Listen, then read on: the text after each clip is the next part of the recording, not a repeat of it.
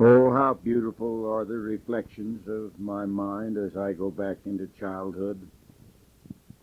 When I was very young, Dad came down with appendicitis and had to be taken over to Panguitch and have an operation, and Mother had to be with him in a little old two-room shack while Mother had a baby named Virginia, and Island was not very large, and I was just barely big enough, and Aunt Ethel Davis, Mother's sister, came up to tend us kids while Dad was being operated on, and Dad had went out to the sawmill and got the edgings off.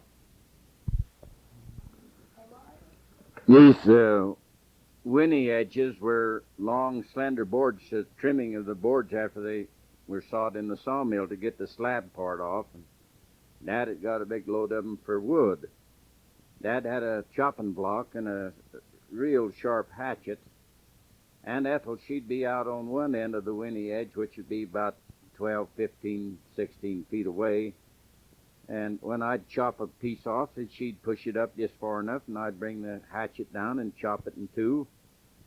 And she was engaged to be married to Maitland Alstrom, a neighbor just across the street. He was a very handsome young man. And he snuck up behind her, and she didn't know it, and goosed her in the ribs, and she shoved the board forward just as I brought the hatchet down, and I was holding the board with my left hand, and she pulled it just enough that my index finger was right under that hatchet, and it split the finger, bone and all, right to the second joint, just like a razor. And I've carried that scar all the days of my life. She took me in, and her and Maitland and Aunt Ethel was a-bawling. She didn't know what to do, and they just put my finger back together and doctored it up with some kind of disinfectant and wrapped it up, and it grew right back together. Only thing different was it became a stiff finger. And it stayed that way until I was over 20 years old, and when I bought a guitar, I made it go to work for me, and now it's just as supple as any other finger I've got. That little thing happened when I was very, very young. And Dad was operated on for appendicitis. Mother was operated on for appendicitis. Oh, I guess I'm just about the only one left of the whole family that haven't had their appendix taken out. Afton just had his out this very year. And so Mother had hers out and Dad had his out, and those were quite things in my early life.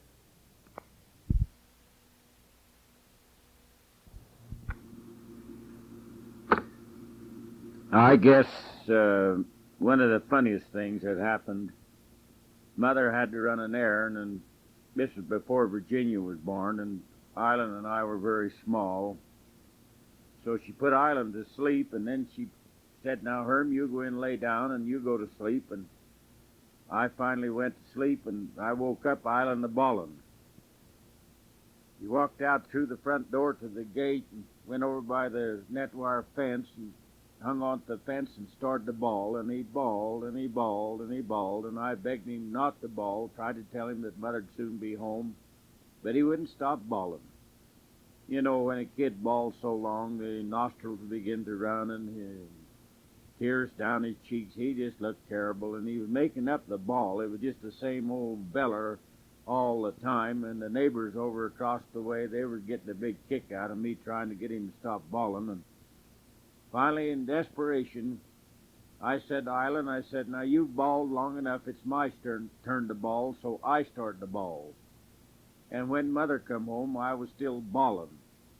She wanted to know what was the matter, and I just told her, I said, "Well, that's the only way I could get Island to stop bawling," so I started bawling, but I was glad to quit bawling. And Mother got quite a chuckle out of that. We had many things in the poverty years of my youth to bring about things that was sad. Some was a lot of fun. And I remember Uncle Vernon come up to stay with our place one time, and it was to go to high school in Tropic. It's when they had a 2-year high school there for a while. Well, anyway, he said to Mother, "You can't fool me on April Fool." He said, "Nobody's ever fooled me."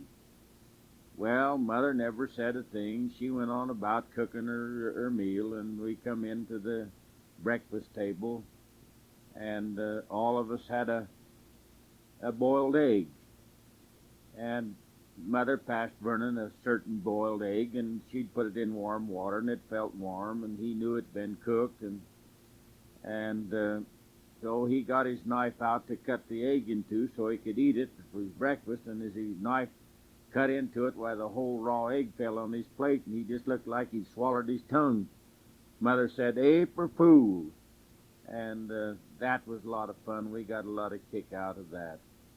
And there was very, very serious things that happened. When I was a child, I went up to Uncle Orm's to play, and Ilan and Varsel and Karen and I were playing together, and we heard a shot. And we were over in the street, and there was a dead man laying in the street. His old man Gilgard sort of got senile and lost his mind, and his wife had put a big old German Luger pistol on top of our cupboard because he'd threatened to kill himself, and his son come in from the sheep herd with a rifle on his saddle in the scabbard, and he forgot to take it out, and the old man saw it, and he grabbed it and ran right out in the street and shot the half of his head off. I can remember Uncle Orm shooing us away and getting it away from that awful mess. Oh, there was tragedy. Walter Alstrom, when I was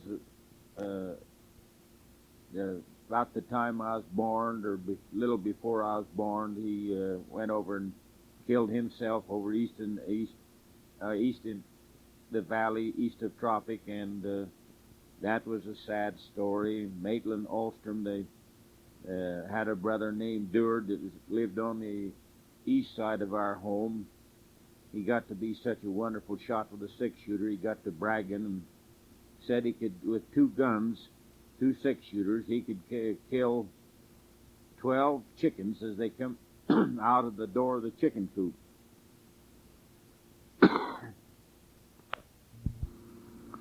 So the chickens was put in the chicken coop, and they opened the door, and out come the chickens. And he had a gun in both hands, and he started to shoot. And he got shooting too fast and pulled the trigger too quick, and it came up. A bullet came up through his lower jaw and up through his head, and it killed him. He lived for some time. He might have survived if he'd had the biotics and like penicillin and etc. that we've got today, but he passed away. There was lots of sadness all around when I was a child. Tropic didn't have a water system. We drunk out of the ditch. Dad had a big old 50-gallon barrel, and we used to fill that full of water every time the water was in the ditch. And we'd have to drink that water and cook with that water and wash with that water until we could get the barrel full again. And then come the time when we had to dig so much trench by hand to get the first pipeline, the old wooden pipe, and from up in the mouth of Bryce Canyon, we finally got a tap down to our place where we could water our livestock and carry water to the house out of the tap. This was a great improvement. I think of the things in Tropic, we as a people were more united. There was about 600 people lived in Tropic in those days, and we had the flu epidemic and sadness like that. We had lots of death because of diphtheria and these terrible diseases. I can remember when the town was quarantined for smallpox and for measles and for diphtheria. It was quite a tragic time. But yet we live very close to the earth, and we're very happy children of our Heavenly Father. I grew up very rapidly, and by the time I was 11 years old, I practically left home and spent my life on the range.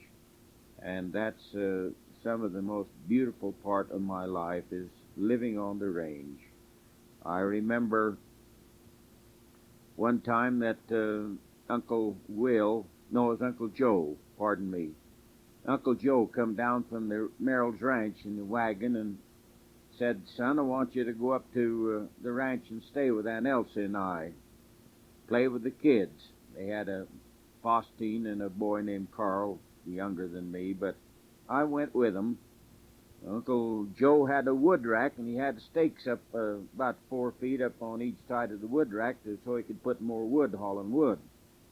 One of these stakes caught an oak going up through the oak, and it pulled it back, and when it come loose, it hit me right across the nose, and oh, did my nose ever bleed. Uncle Joe took me down to a little pond in the cold water and bathed my nose and put cold water on my head and on the back of my neck, and finally we got that. And they had a little old one-room shack up there, and Uncle Will finally went up, and I went up with him. I must have been, maybe 5 or 6 years old, and Kempton, their oldest boy, was a baby, just a baby. He could crawl around, walk around a little, and I went to sleep. Uncle Will built me a bed on the floor. In the night, I woke up and something just kept running over me. I got scared and started to bawl, and Uncle Will lit a candle, and he said, "What's the matter, Herm? What you bawling for?" I said, "Something's running all over me on the bed." He said, "Oh, that's just our pet rat. It won't hurt you. It runs over us all the time." And he said, "We can't keep it out, and it don't bother anything. It's just a rat." And the next day, we was out playing, and Aunt Cece let Kempton come out, and she was working and kind of thought he was with us kids, but he crawled under the house, and he became lost. We hunted and screamed and went through the trees and the oak and the sagebrush. We went everywhere, and we couldn't find Kempton. Well, sir, he was only lost as long as he could sleep, and when he woke up, he found himself and come a-crying out from under the house, and we was tickled to see Kempton. We'd been lost. Not a one of us had thought about looking for him under the house. You could crawl under 2 or 3 places. Those are memories that I remember. I remember Mother telling us all about her early life when she was a little baby and her father was on a mission in Missouri. Their log house caught on fire in Cannonville. Grandma getting the other children out, and things that she needed to get out of the house, forgot about. She had a baby in a bassinet, and the house was burning down and in terrible flames, and Mr. Willis put a wet quilt. Mr. Willis put a wet quilt around him and went in and saved Mother when she was a wee baby. And Grandpa never saw her until he come home off on his mission. The morning Mother was born, a big rock fell down off the cliffs between Cannonville and Tropic. Her and Sam Graff was born on the same day, and so they always said that rock belonged to Sam Graff and Mother.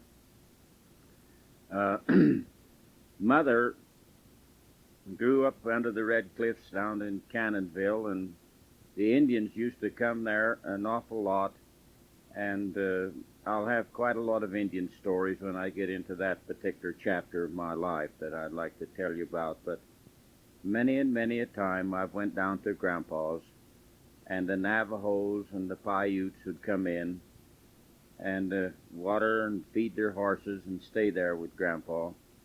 The Indians was gathered up in our country, the Paiutes, when I was about 8 or 9 years old, and that was a sad time in my life.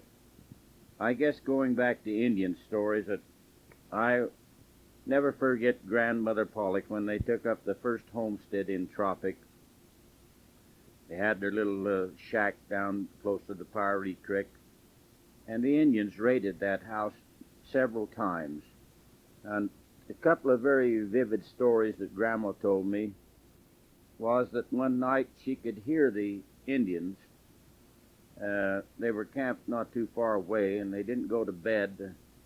Kept singing and powwowing.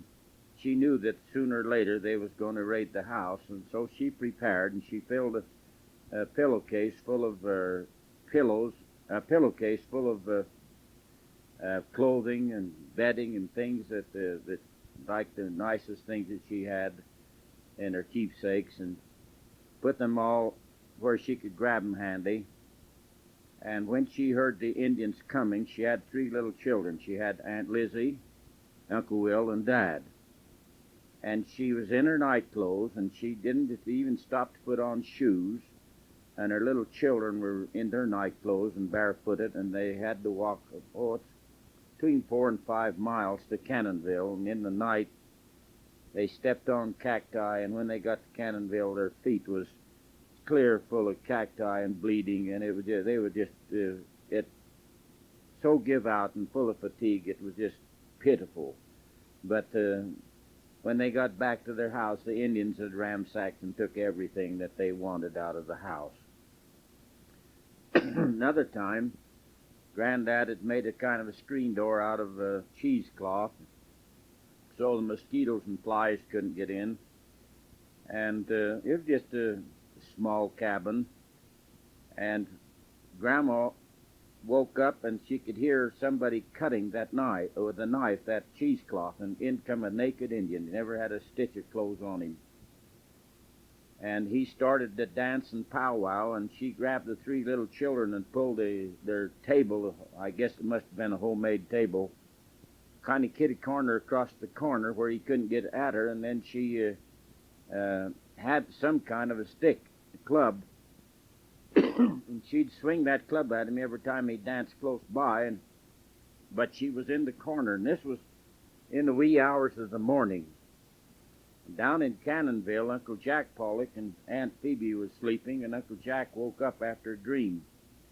And he said to Phoebe, he said, "Something's wrong up in the valley. I've got to go and see what's wrong with Eunice."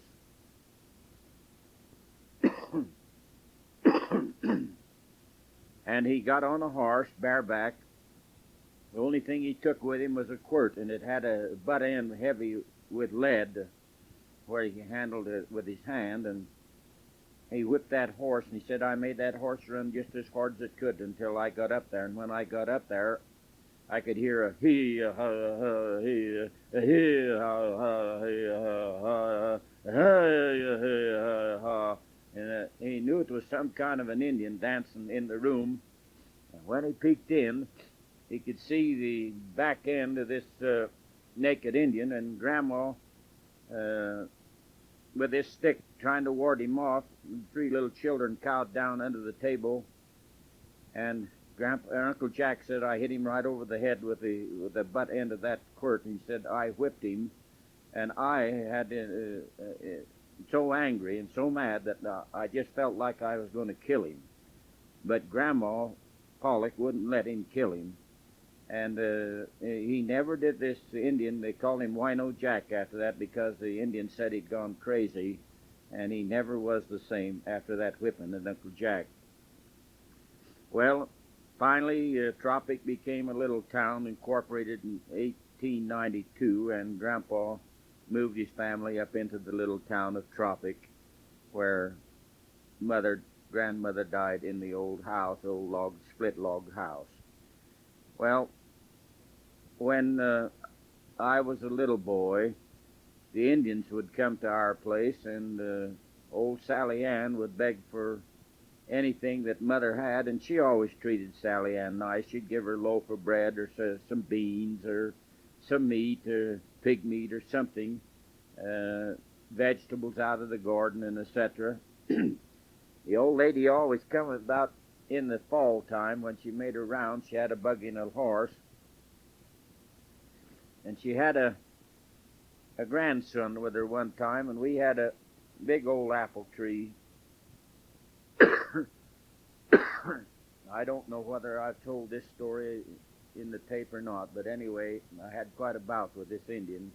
He tried to choke me to death, but I got his little finger in my mouth, and I began to chew, and I soon had him squealing and wanting to give up the fight.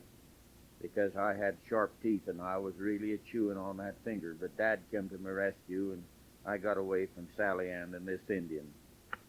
There's lots of tragedies amongst my boyhood friends. 3 of them stripped off their clothes in March and went in swimming in a hole down by the point of the T-hill, and they died with diphtheria. Diphtheria came, and all 3 boys had exposed themselves, and they all 3 passed away. And so there was lots of sadness, but there was lots of fun. We played games called Prisoner's Base, and I guess that was a more popular game. We didn't have facilities to play basketball when I was a kid, but we played a game, Prisoner's Base, and I still think it's just as good a game as football or basketball to this very day. And as soon as recess comes, why, all of us boys would get together, choose up sides, and I was small for my age, but I was very quick and very alert, and I could dodge the bigger boys, and so I was always one of the first to be chosen. And then I had a friend who was always chosen on the other side to the second choice. That would be Merlin Hatch. He was bigger than I was, but he could outrun me because his legs was longer, but he couldn't catch me because I could get away from him by darting this way and that way, and so we had quite a battle. Well, I remember the fun we had as children. We played Run My Sheep Run, and that was another game. You'd go hide, but I guess the greatest thing in my life as a young boy, when I could, I'd hike in the hills. One day I left Tropic and moved out in my hiking shoes and climbed the big gray hills to the north of town.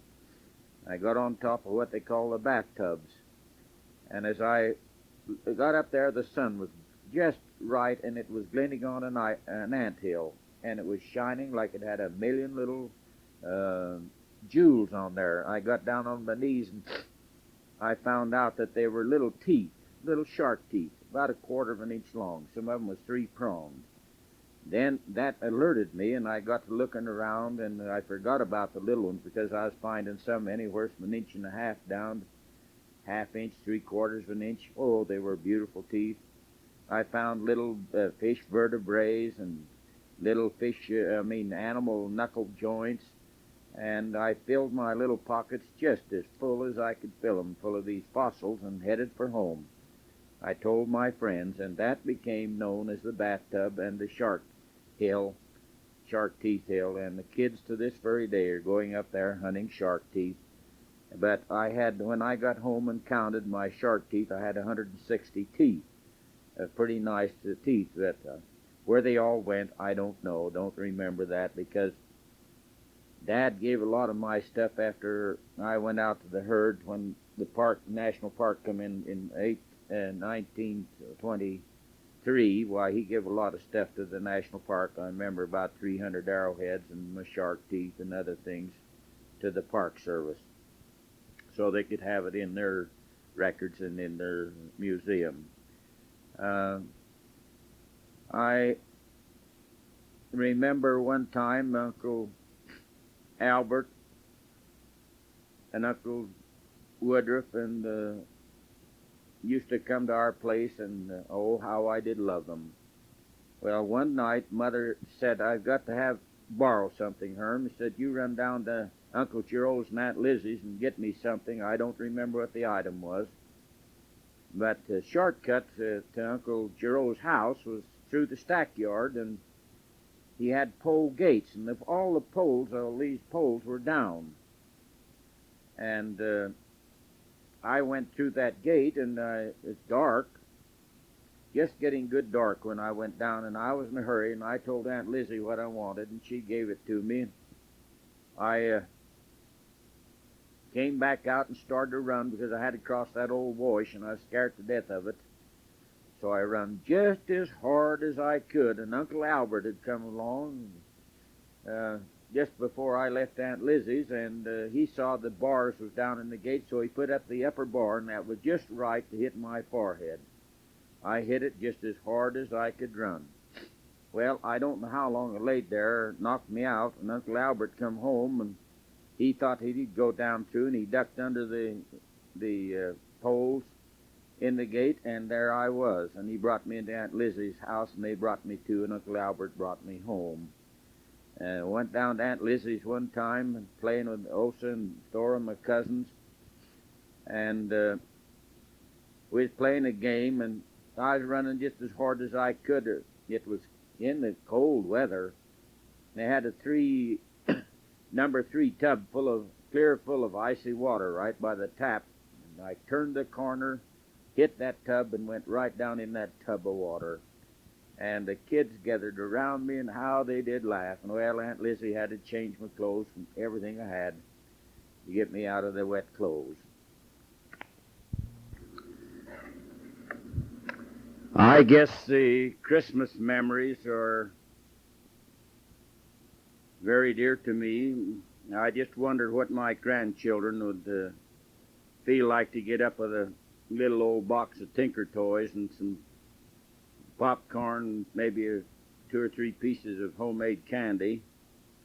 I remember when I got up one morning and had a box of Tinker Toys. Well, they were something new, and I had lots of fun with that Tinker Toys, Ilan and I playing with them. And even the children of today still have Tinker Toys coming. And I remember a lot of things. We had to work. That was the big thing. We had to work. We had a big farm to take care of, cows to take care of, chickens and pigs.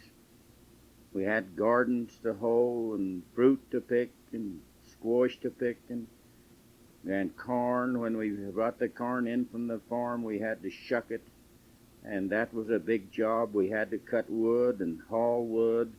We had lots of chores, and I guess that was one of the best things in the world for us to have, is lots of things to do when I was a child. As far as recreation is concerned, school was nice, and many little things happened in school that I remember. I must have been in the 3rd or 4th grade, and Marcia Allen, she married Ben Cope, was my school teacher, and I didn't feel good when I went to school that morning, and after I got to school a little while, I felt sick to my stomach, and I told Marcia, I said, I've got to go home, I'm sick. She gave me to understand that I wasn't going home to get back to my seat and stay there. Well, I went back to my seat, but I just couldn't control things. I knew I was going to get sick. So I went up and asked her again if I could go home. I told her I'm sick, and she said, I told you to get back to your seat, and she got that 3-foot ruler, and she said, hold out your hand, and I held out my hand, and she let me have it. Well, that's all I needed. When she let me have it, I let her have it. I just bumped it all over the floor. I couldn't help myself. I was sick to my stomach. Well, she was very sorry after that and very repentant, and so was I. I hate to leave that kind of a mess, but I'll tell you, I headed for home bawling as hard as I could. And wasn't very long till I got rid of that. It was making my stomach hurt and made me sick. I got rid of it, then I soon got better. That's the only time that I ever got a whipping by a teacher in my whole few years of schooling. And Marcia was a very good teacher and finally became Zora and I's neighbor, and we loved her very much. And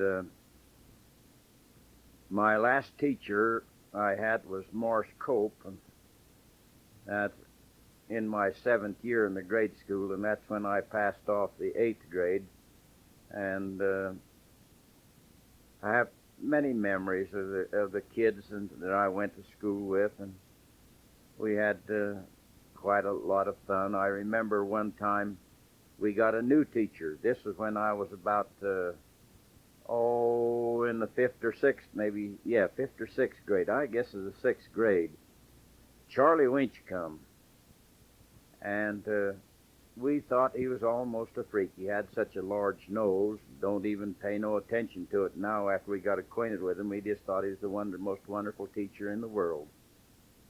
But us kids, we got a little bit of mean streak in us. We got their heads together and we decided that we was going to have a party. So we begged and saved a few pennies and went down to the store and bought quite a lot of peanuts.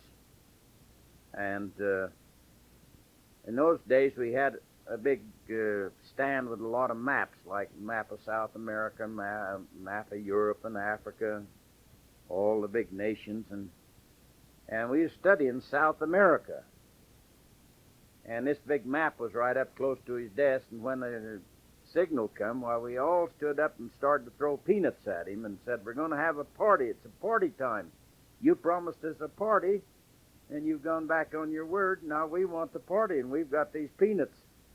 And he just stepped behind one of these and threw this South American map over, and he said, "This is where the peanuts come from, so just have fun and throw them as hard as you can."